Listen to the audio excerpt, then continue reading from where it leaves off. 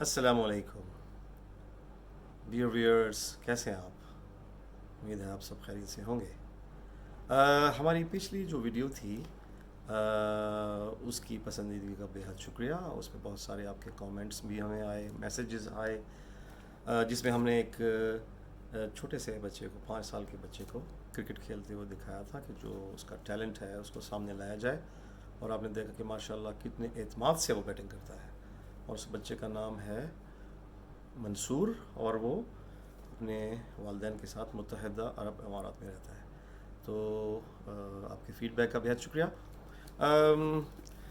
Dear viewers, चूँकि हमारा channel जो है इसका मौजू है एजुटेनमेंट, इसमें ट्रैवल भी है, इसमें एजुकेशन भी है, एंटरटेनमेंट भी है, और इसमें कुछ हम इंशाअल्लाह दिलचस्प मौज़ूआत जिनका ताल्लुक़ इन तमाम एरिया से होगा उसको कवर करेंगे। और इसमें कुछ कभी कभी कुछ संजीदा मौज़ूआत भी आएंगे।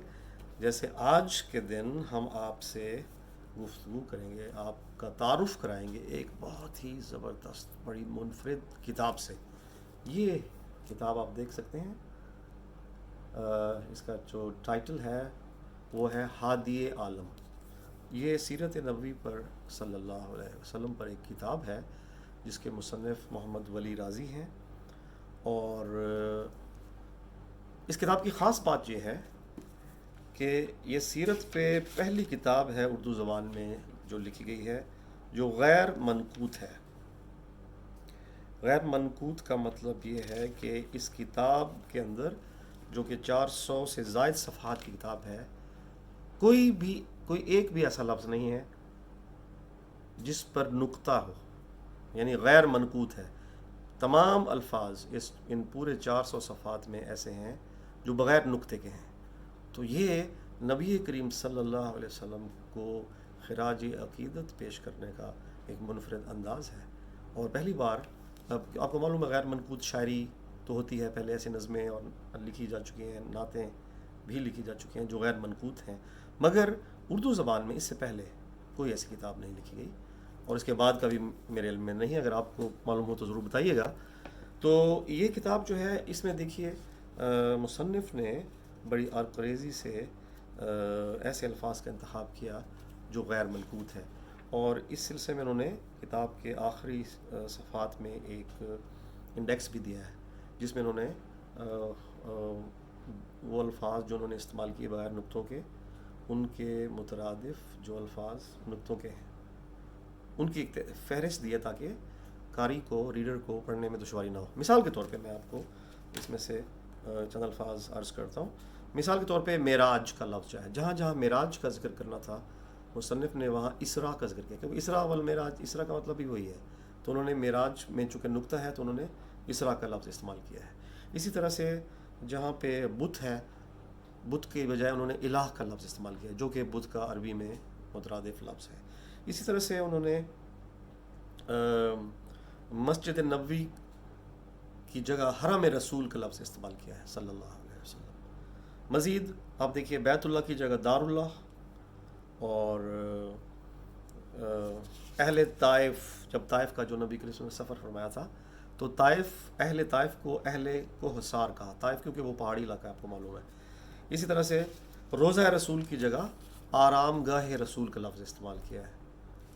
तो इस तरह से इसमें और भी बहुत सारे अल्फाज जो इस किताब में गैर मनकूत हैं, तो क़ारीन की सहूलत के लिए उनके मुतरादिफ़ अल्फाज नुक्तों वाले दिए गए हैं ताकि पढ़ने में अगर कहीं दुश्वारी पेश आए तो क़ारीन जो हैं, रीडर्स, वो उस लिस्ट से इस्तेफ़ादा कर सकते हैं। क़ब्ल इसके कि मैं आपकी खिदमत में इस किताब से कोई इक़्तिबास पेश करूँ, पहले एक नज़र डालते हैं हमारे मुल्क के मारूफ़ दानिश्वर, स्कॉलर्स और राइटर्स की इस किताब के बारे में क्या राय है। तो मैं आपके खिदमत में पेश करता हूँ। डॉक्टर अब्दुल हई साहब रहमतुल्लाह जो मारूफ़ स्कॉलर हैं हमारे मुल्क के, वो इस किताब के बारे में लिखते हैं कि पेश नज़र किताब हादी आलम सल्लल्लाहु अलैहि वसल्लम अपनी शान इनफरादियत का अजीब शाहकार है।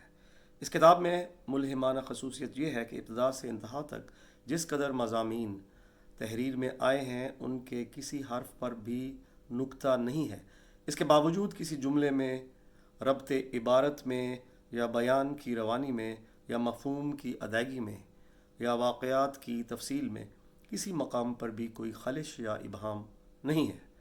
اپنے انداز کی ندرت کے اعتبار سے اردو کے خزینہ ادب کے لیے یہ کتاب سرمایہ فخر و مباحات ہے۔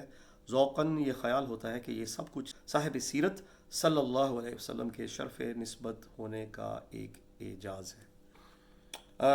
جناب رئیس امروہوی مرحوم، ہمارے ان کے نام سے کون واقف نہیں، وہ اس کتاب کے بارے میں کیا فرماتے ہیں ذرا دیکھیے۔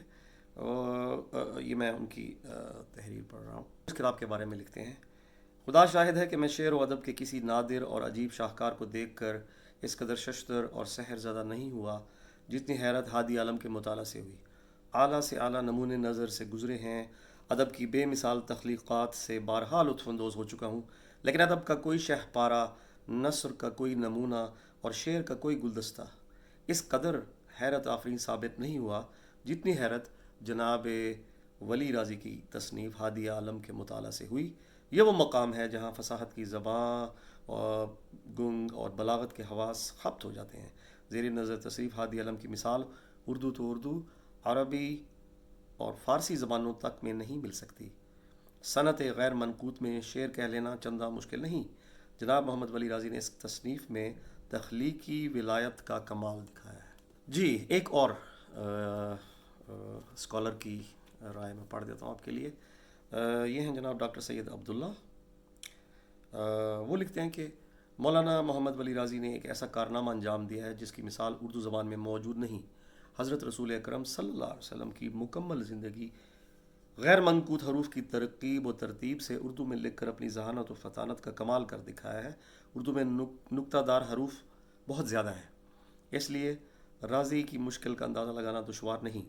انہوں نے جام فشانی کا ایک ایسا نادر نمونہ پیش کیا ہے جسے اردو زبان کی ذخیرے میں ایک بیش بہا اضافہ قرار دیا جا سکتا ہے۔ خدا تعالیٰ مصنف کو اجر جزیل عطا فرمائے، آمین۔ تو جیسا کہ آپ نے سنا، ہمارے معروف جو ملک کے دانشور اسکالرز ہیں، انہوں نے اس کتاب کے بارے میں اپنی رائے کا اظہار جس طرح سے کیا ہے، یقیناً یہ ایک بہت بڑی علمی خدمت ہے۔ سیرت پر جو کتابیں لکھی گئی ہیں ان میں یہ گراں قدر اضافہ تو ہے ہی، مگر اس کے علاوہ اس کتاب کا ایک ادبی مقام بھی ہے، یعنی لٹریچر کی جو صنعت غیر منقوط ہے اس میں پوری یہ کتاب جو 400 صفحات سے زیادہ پر مشتمل ہے، اس طرح لکھ لینا کوئی اتنا آسان کام نہیں، اور یقیناً مبارکباد کے مستحق ہیں مولانا ولی راضی۔ اللہ تعالیٰ ان کو صحت و تندرستی کے ساتھ لمبی عمر عطا فرمائے۔ ایک دوست کے ذریعے معلوم ہوا کہ آج کل علیل ہیں، تو ان کی صحت کے لیے دعا کی درخواست ہے۔ یہ کتاب میرے پاس جو ایڈیشن ہے، جیسے میں نے عرض کیا، یہ 1987 میں شائع ہوا، مگر جو پہلا اس کا ایڈیشن شائع ہوا تھا وہ 1982 میں یہ کتاب منظر عام پہ آئی تھی۔ مگر میری ذاتی رائے میں اس کتاب کو وہ پذیرائی نہیں مل سکی جس کی مستحق ہے۔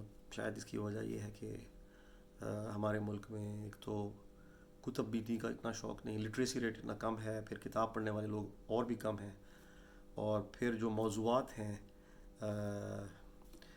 سنجیدہ موضوعات، پھر کتابیں پڑھنے والے شاید اور بھی کم ہیں، اور شاید ہو سکتا ہے کہ ابھی تک کچھ لوگوں کو یا لوگوں کی اکثریت اس کتاب کے وجود سے واقف نہیں۔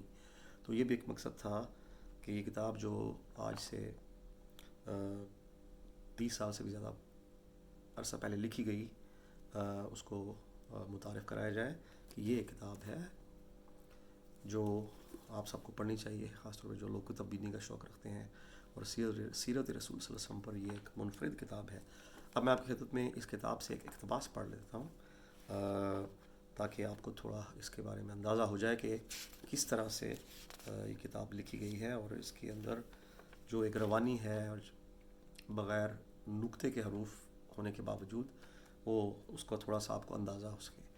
تو یہ اس کا پیج 40 ہے، اور یہ اس چیپٹر میں اس واقعے کا ذکر ہے جس میں یمن کا حاکم ابرہا، جو ہاتھیوں کا لشکر لے کے آیا تھا نعوذ باللہ اس ارادے سے کہ بیت اللہ کو مسمار کر دے۔ یہ واقعہ آپ سب نے پڑھا ہے یقیناً۔ تو یہ جس چیپٹر میں اس واقعے کا ذکر ہے، تو اس کا عنوان ہے اس چیپٹر کا ایک حاکم مردود کا حملہ۔ علماء اسلام سے مروی ہے کہ مولود رسول صلی اللہ علیہ وسلم کے سال ایک ہمسائے ملک کا حاکم ایک عسکر لے کر اس ارادے سے مکہ مکرمہ کے لیے راہی ہوا کہ وہ حرم مکہ کو ڈھا کر اور مسمار کر کے لوٹے، مگر اللہ کی مدد آئی اور وہ حاکم ماہ سارے عسکر کے وہاں آ کر ہلاک ہوا۔ اس حملے کا مکمل حال اس طرح ہے کہ اس حاکم کو معلوم ہوا کہ مکہ مکرمہ کا ایک گھر دور دور کے لوگوں کے لیے اکرام کا گہوارہ ہے، اور ہر سال موسم احرام کو امصار و ممالک کے لوگ وہاں آ کر حمد و دعا اور اس گھر کے دور یعنی طواف کی جگہ دور کا لفظ استعمال کیا ہے بیکاز طواف میں نقطے ہیں، تو یہ بغیر نقطے کے اس گھر کے دور کے عامل رہے۔ اس مردود کو اللہ کے گھر سے حسد ہوا اور ملک کے لوگوں کو حکم ہوا کہ دار اللہ سے سوا ایک عمدہ گھر کی معماری کرو، اور لوگوں کو حکم دو کہ وہ مکہ مکرمہ سے دور رہ کر اس ملک کے لیے راہی ہوں اور اس صومعہ کا دور کر کے حمد و دعا سے مسرور ہو۔ صومعہ کا مطلب ہے مندر۔ اس طرح اس حاکم کے حکم سے ایک عمدہ صومعہ کی معماری کی گئی، اور سارے لوگوں کو حاکم کا حکم ملا کہ لوگ مکہ مکرمہ کے گھر سے دور رہ کر اس گھر کے لیے راہی ہوں اور وہاں آ کر حمد و دعا کر کے مسرور ہوں۔ اس حکم سے لوگوں کو عام طور سے دکھ ہوا۔ حرم مکہ کا ایک دل دادا ارادہ کر کے اٹھا کہ وہ لا محالہ اس صومعے کے لیے کوئی مکروہ کام کرے گا۔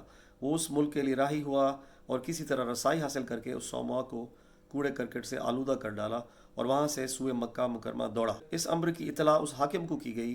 وہ حسد کی آگ سے دہک اٹھا اور کہا کہ لا محالہ وہ مکروہ عمل کسی مکہ کے آدمی کا ہوگا۔ اس کا ارادہ ہوا کہ وہ ایک عسکر کو ہمراہ لے کر سوئے مکہ مکرمہ راہی ہو اور مکہ مکرمہ کو حرم الہی سے محروم کر کے لوٹے۔ اس طرح وہ حاکم میں مردود کئی گروہوں کو ہمراہ لے کر حملے کے ارادے سے سوئے مکہ راہی ہوا، اور مکہ مکرمہ سے ادھر ایک مرحلے آ کر رکا، اور لوگوں کو حکم ہوا کہ مکے والوں کے اموال لوٹ لو۔ لوگ وہاں سے ہادی اکرم صلی اللہ علیہ وسلم کے دادا کے کئی اموال لوٹ کر لے گئے۔ اموال یعنی مال، مویشی، اونٹ وغیرہ۔ رسول اللہ صلی اللہ علیہ وسلم کے دادا کو اس امر کا حال معلوم ہوا۔ وہ ایک آدمی کے ہمراہ اس حاکم کی ورود گاہ آئے اور اس سے مل کر کہا کہ ہمارے اموال ہم کو لوٹا دو۔ وہ حاکم کھڑا ہوا اور کہا کہ اے سردار، ہم کو اطلاع دی گئی کہ مکے کا سردار ایک مرد صالح اور حوصلہ ور آدمی ہے اور سارے لوگوں سے سوا مکرم ہے، مگر ہم کو دھوکا ہوا ہے، اس لیے کہ مکے کا سردار اموال کے لیے مصر ہے۔ ہم کو آس رہی کہ وہ حرم مکہ کے لیے ہم سے کہے گا، مگر مکے کا سردار حرم مکہ سے الگ رہا۔ رسول اللہ علیہ وسلم کے مکرم دادا کھڑے ہوئے کہا کہ اے حاکم، ہمارے اموال ہم کو لوٹا دو۔ حرم مکہ کا مالک اللہ ہے، وہ اللہ کا گھر ہے اور اللہ ہی اس کا حامی و مددگار ہوگا۔ اس گھر سے کسی طرح کا سلوک کر، اس لیے کہ اللہ سارے حاکموں کا حاکم ہے، وہ اس گھر کے اعداء کو اس گھر سے دور ہی رکھے گا۔ رسول اللہ صلی اللہ علیہ وسلم کے دادا اور اہل مکہ کے سردار مکہ مکرمہ لوٹے اور لوگوں کو ہمراہ لے کر کوہ ہیرا آ گئے اور رو رو کر اللہ سے دعا کی، اے اللہ، اس مکرم گھر سے حملہ آوروں کو دور کر دے۔ سارے حاکموں کا حاکم اللہ ہے اور اس کا حکم سارے حاکموں کو حاوی ہے۔ ادھر اللہ کا حکم ہوا اور طائروں کے ٹھٹ مٹی کے ڈلے لے کر آئے اور اس مسلح گروہ کو وہ ڈلے اس طرح مارے کہ ادھر وہ مٹی کے ڈلے لوگوں سے مس ہوئے اور ادھر وہ لوگ اس کے صدمے سے گل سڑ کر گرے۔ اس طرح اللہ کے عدو ہر طرح سے مسلح ہو کر آئے اور مال کار اللہ کے ارسال کردہ طائروں سے یعنی پرندوں سے ہلاک و رسوا ہوئے۔ کلام الہی کی ایک مکمل سورہ اس عسکر اعداء اور اس کے مال کے احوال سے مامور رسول صلی اللہ علیہ وسلم کو وحی کی گئی۔ تو یہ جو اصحاب فیل آئے تھے جس کے بارے میں قرآن مجید میں باقاعدہ ایک صورت نازل کی گئی، تو یہ ایک اقتباس تھا۔ امید ہے آپ اس کتاب کا ضرور مطالعہ فرمائیں گے. اور یہ کتاب ہے. تو یہ تھا ہمارا آج کا ولاگ. انشاءاللہ اگلے ولاگ میں آپ سے ضرور ملاقات ہوگی. یہ ولاگ اگر آپ کو پسند آئے تو ضرور کامنٹس میں تحریر کیجیے گا. آپ کا بہت شکریہ. Thank you very much. السلام علیکم.